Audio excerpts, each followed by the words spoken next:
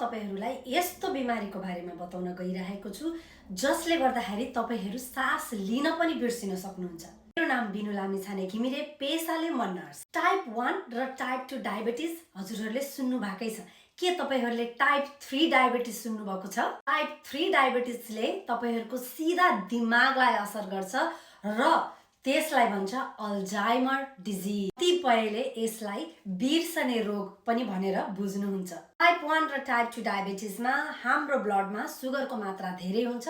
त्यसको मतलब के हो कि हाम्रो बडीले त्यसलाई राम्रोसँगले प्रयोग गरिरहेको छैन। टाइप 3 डायबिटिजमा पनि त्यस्तै केही हुन्छ, तर कहाँ हुन्छ? दिमागमा हुन्छ। ब्रेनको सेललाई पनि ग्लुकोज चाहिन्छ एनर्जी लिनको लागि। जब त्यो हुँदैन त्यस पछाडी हाम्रो दिमाग श्रिङ्क हुँदै हुँदै जान्छ। जब दिमाग श्रिङ्क हुन थाल्छ तपाईहरुलाई भुल्ने बिमारी सुरु हुन्छ। बेसिकली तपाईहरुको दिमाग पनि इन्सुलिन रेजिस्टेन्स हुन जान्छ। स्याड पार्ट के हो भने अल्जाइमर डिजिजको कुनै पनि ट्रिटमेन्ट छैन। हरेक वर्ष अल्जाइमरको केस बढी राखेको छ। टाइप 2 डायबिटिजले अल्जाइमर डिजिजको रिस्कलाई बढाउँछ। गुड न्युज के हो भने टाइप 2 डायबिटिज भनेको तपाईको लाइफस्टाइलसँग रिलेटेड छ। यदि त्यो लाइफस्टाइललाई तपाईले चेन्ज गर्नुभयो भने टाइप 2 डायबिटिजलाई कन्ट्रोल गर्न सक्नुहुन्छ।